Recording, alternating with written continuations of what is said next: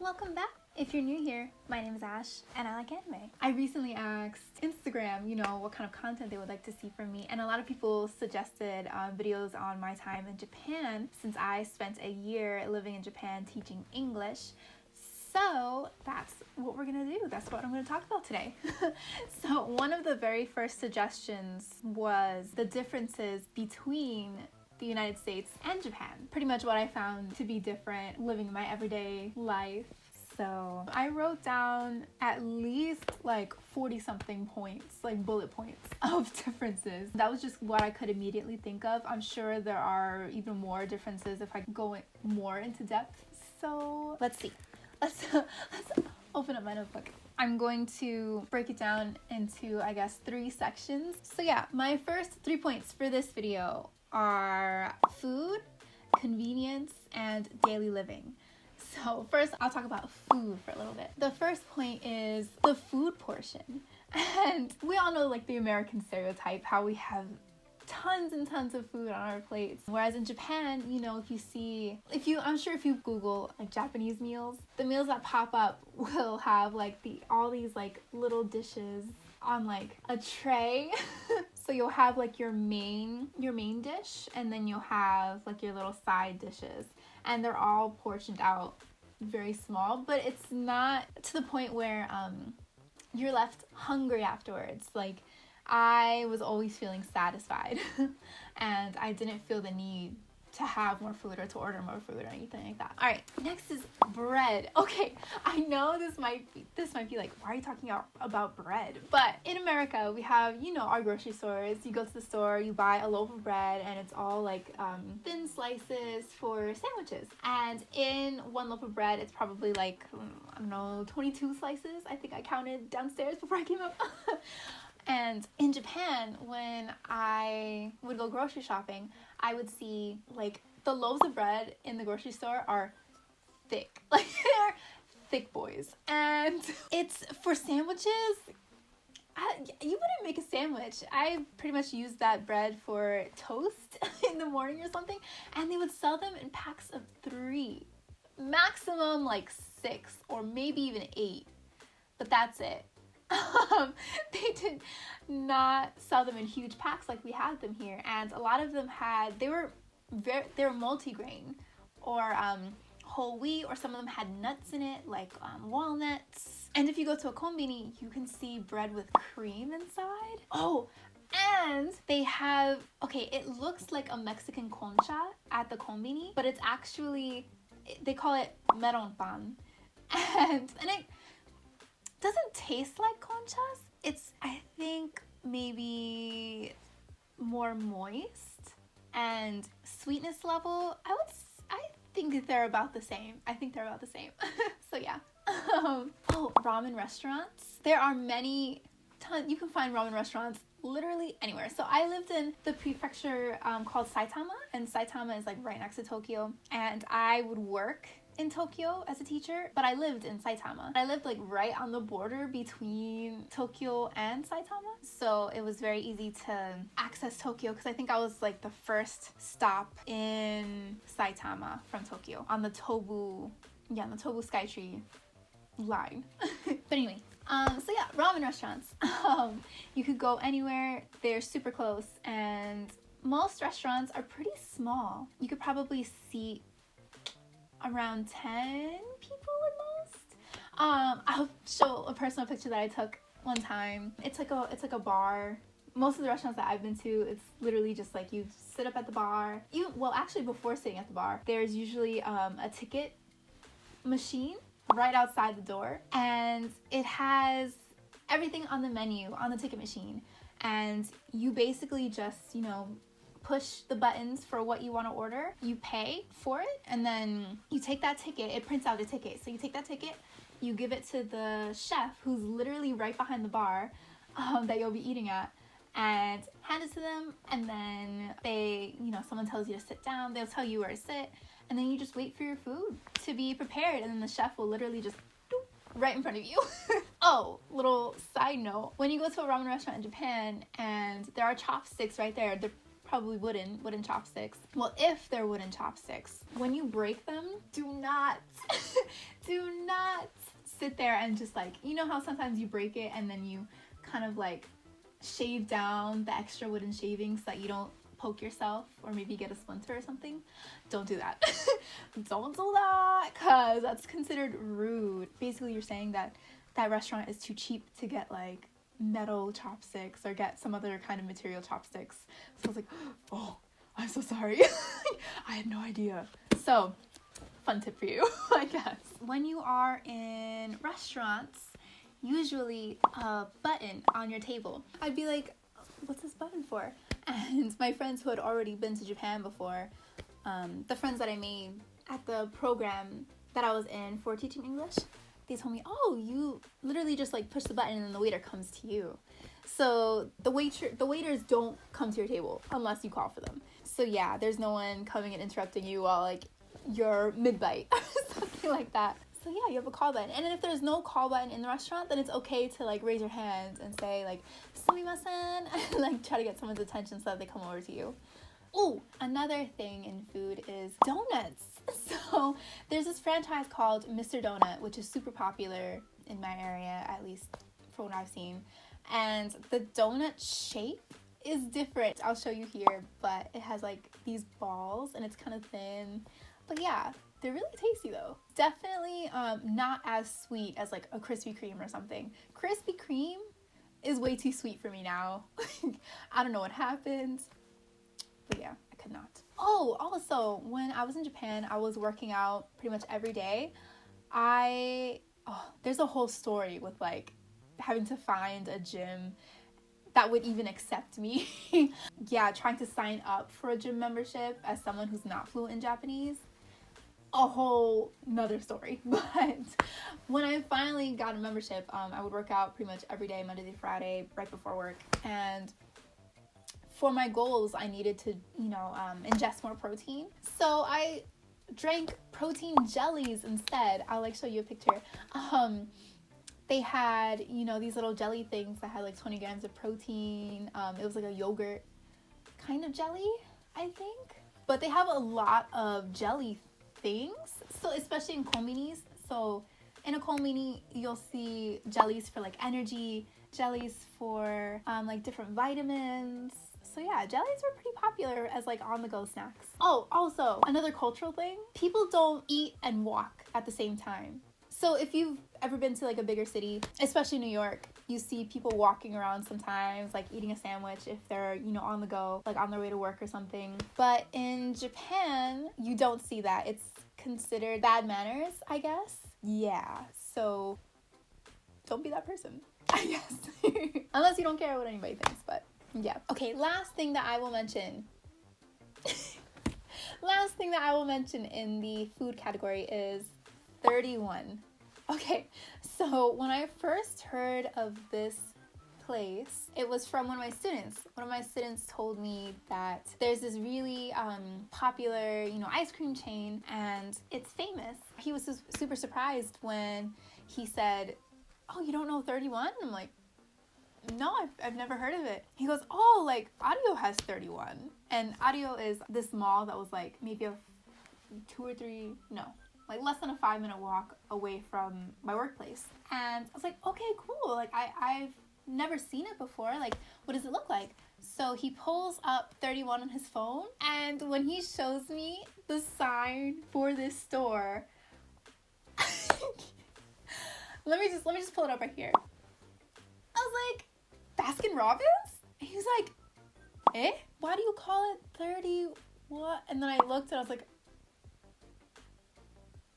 I get it. Because you see the B and the R, but then right underneath it in like a much smaller print, it says Baskin Robbins. So everyone just saw, the pink 3 and 1 in the B and the R and just decided to say 31.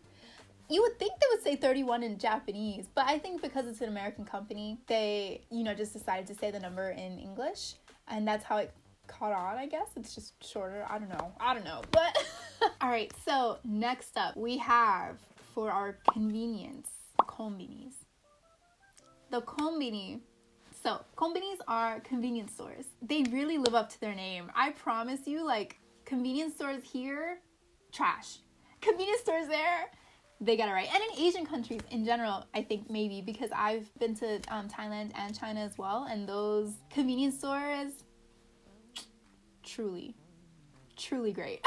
So in Japan, the convenience stores, there are 3 top konbini. There's 7-Eleven, there's Lawson's, and then there's Family Mart. In those convenience stores, there's always free Wi-Fi. As the 7-Eleven here, like, you know, it has like these hot dogs that have been there for like God knows how long. Instead, in Japan, they have these pre-made meals. One thing that I loved was called a loco moco. It's supposed to be like a Hawaiian dish. It's rice. It has rice underneath, and then on top is like another plastic like barrier, and then right on top of that is a hamburger steak patty drenched in like this curry sauce with like a piece of carrot and poached egg. I love curry. I love Indian curry. I love Japanese curry. Those two taste very different, but I love them both. I would go for that a lot whenever they had it, because 7-Eleven would change up their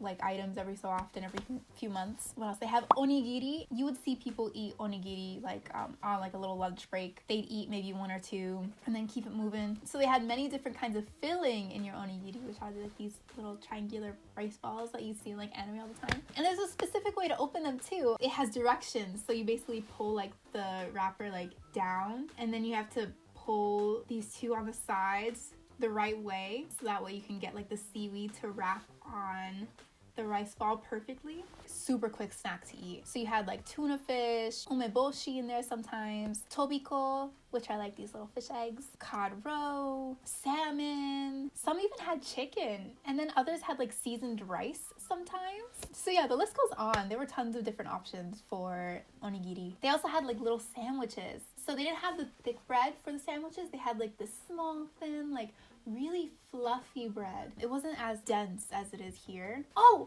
and then they also had these like dessert sandwiches. These dessert sandwiches would have cream and fruit inside, but I never got the chance to eat them. I wish I did. But my coworker, he said he likes it. He wasn't mad at it. I was like, all right, I gotta try it. And there's actually okay, so there was this little store that I would pass by all the time on my way to work. They were on the corner of like where I lived. I think it's run by this mom and son. They specialize in these fruit sandwiches. I'll put their Instagram here because I still follow them. But I never got the chance to go to them because I would be super busy. I would, be on my way to work or like rushing to work or something. Kiwis, pineapples, maybe mangoes, strawberries, bananas. It was a thing. Like, this was a thing. And I'm so sad I did not get to try it. But when I go back, I definitely will because I'm very curious. I'm sure it's like super light and just fluffy and just sweet, but not overbearingly sweet. I can just imagine what it would taste like. Oh, besides like the pre-made foods, they have fresh food. And like, okay, so in America, you'd see like the hot dogs and the pizzas in like this box thing. In there, they would have like pork buns or chicken buns or this thick like bao bread. And they had fresh chicken. It was good. And in the winter times, they would have this thing called oden. And oden is, they would have this machine that had like different compartments. And oden is a soup. So you get to pick and choose like what ingredients you want in your soup right then and there. So yeah, obviously you could pick up like little ingredients like soy sauce. I always kept like a little thing of soy sauce on me, like in my purse, in my school bag, so I could like put some soy sauce on my food. Kept that thing on me. And at the konbini, that's how I paid, not my rent, my electricity and my water bills. Yeah, so I would have to go to the konbini once a month and just pay my bills because everyone can pay their bills in cash at, 7-Eleven, at a Family Mart, wherever. A 7-Eleven was literally right around the corner from me. And a Family Mart was in the train station of where I lived. And then a Lawson's was like maybe a block or two away from me. The konbinis are 24/7. Oh, and they also have a printer inside. So if you ever need to print something, you could just go to a konbini. You could also buy tickets. There's a machine in some of the konbinis, and you could buy like tickets to Disney Sea or Disneyland, or maybe bus tickets. You could buy like a lot of things on that machine. Oh, and all konbinis have bathrooms in them. They're usually very clean. Yes. Speaking of bathrooms, that brings me to my next point. There are free public toilets, and I say free because in Europe, you have to pay to use like public restrooms, especially in train stations, sometimes like right outside of train stations. You can't go a few blocks without having the option of using the bathroom, which was super nice. Keep in mind, I did live in like a suburban / city area, so not sure if that's still true if you're living in a more suburban / rural part of Japan, but blessed because I'm that girl who has to use the bathroom every so often, and they're all super clean. Cannot stress this enough. All of them have like Western toilets. There are some stalls that have squat toilets, but yeah, majority of the time there will be at least one Western toilet. And usually these toilets all have bidets, so you get to, you know, clean your bottom. And there's also the option, hold on, it starts to get hot. You could press a button and like music or like some kind of sound comes on in case you're like shy to use the bathroom in public places. They also have like little wipes that you can use to like wipe down the toilet. And the stalls actually go from ceiling to floors. And there's no space for anyone to peek through. Because in America, you can like see people's whole business sometimes in the cracks and the spaces between, you know, the stalls. Oh, and some of the toilets are even heated. Come on. When it's cold, they have like heated toilet seats. And it's even in like the train stations. So nice.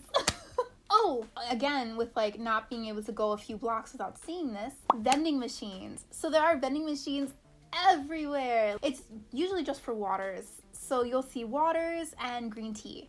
Maybe like even coffee vending machines, but they're usually cold coffees. And yeah, so you always have the option to be hydrated. Look at that. Also, another thing to keep in mind, Japan is a cash-based society, so always carry cash on you. Most places do not accept card, so don't be surprised. Carry cash, always. Now, the third and final category is daily living. So I have tons of points. Actually, you know what? I feel like I won't be able to go through all the points. I think I will end it here because, like I said, it's already been 40-some minutes of me speaking. So I'm pretty sure I've said enough for now. I will definitely make, I guess, multiple parts of, you know, the differences between the US and Japan, because I talk too much. So yeah, if you have any more questions about any of the things that I've talked about, let me know in the comments down below. Thank you so much for watching and sticking with me this far. I really appreciate it. Follow me on Instagram because I'll probably ask everyone, all of my followers, like what they want to see, or I'll ask specific questions about what kind of video I should make next. Again, thank you so much for watching. I really appreciate it. If you like what you see, please subscribe to my channel, like this video, hit the little bell for notifications on when I post because I don't have an official post schedule. I will work on it, but until then, hit the little bell so that you know when it's up. Stay happy, healthy, safe, wear your masks. Always remember to keep chasing light. I'll see you in the next video. Bye. Ooh, and in the summertime, okay, let me tell you about Japanese summers, man. I had to buy a portable fan. No lie. Because without this thing, we would have died.